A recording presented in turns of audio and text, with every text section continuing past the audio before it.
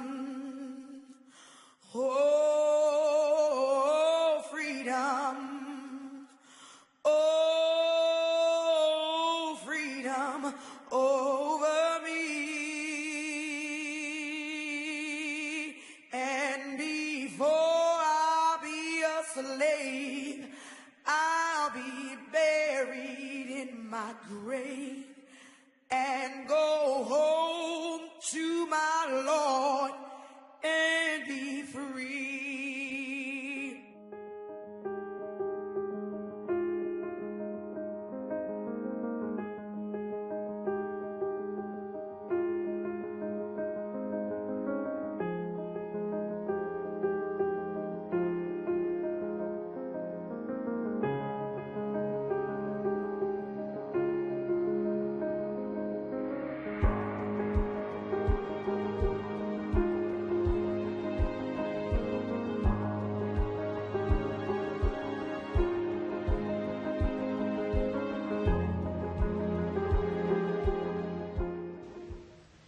Deep river, my home is over Jordan.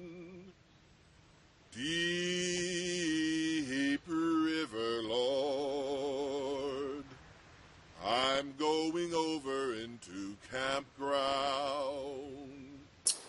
Well, I want them to be able to go beyond the classroom. And we teach them certain real world events and real life events that have happened, but just being able to apply those different skills and things that we teach them in the classroom to be able to take that and apply it to real life, I think is going to be very valuable for the children.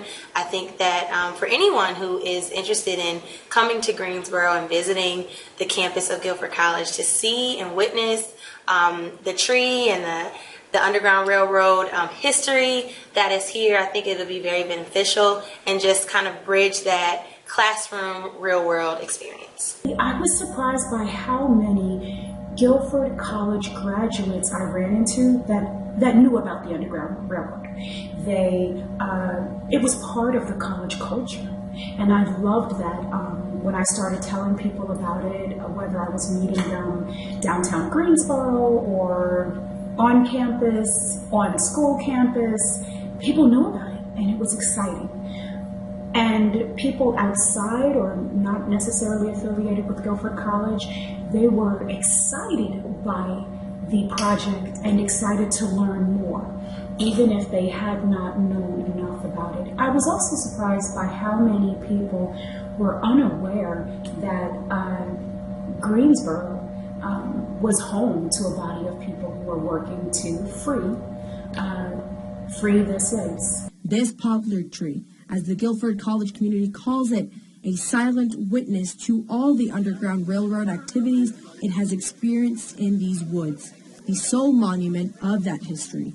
We don't need a statue of Levi Coffin to understand the work that he and his family did in these woods. That's James Shields, Director of Community Learning and Guide for Guilford's Underground Railroad Tour, a new program at the college that simulates how the enslaved navigated the woods to be freed.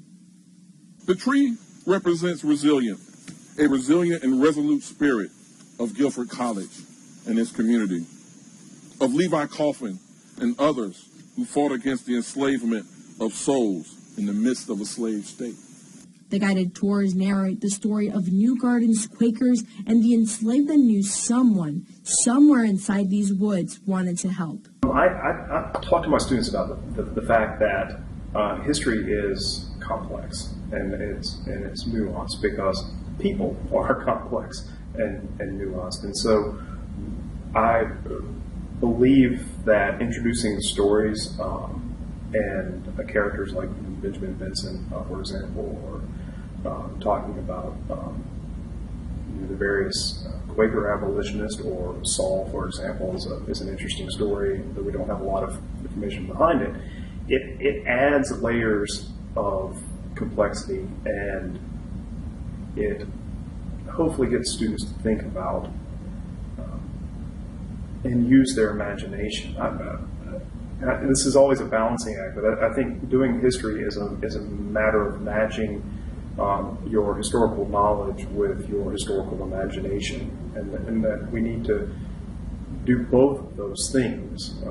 And that certainly our imaginations help us to reach into parts of our brains to remember stuff that simply, books and whatnot don't. And so I think I'm trying to get students to engage in that level of thinking. The teachers who are participating in this, who studied history, who went to school for history, who have advanced degrees in history, got to be historians again.